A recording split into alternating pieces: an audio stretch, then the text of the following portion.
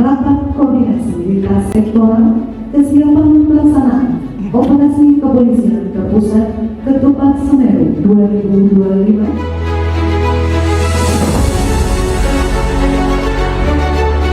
Selain dari mata Kapolri dan BBM, yang kedua masalah traffic engineering rekayasa.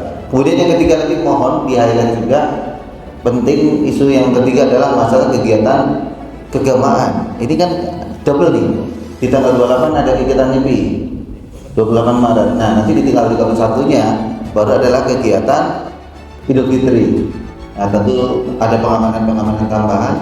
Dan yang terakhir tentunya perlu disadari, isu strategis yang keempat adalah Malang Raya ini penuh dengan tempat wisata. Jadi fokusnya adalah pengamanan kegiatan wisata.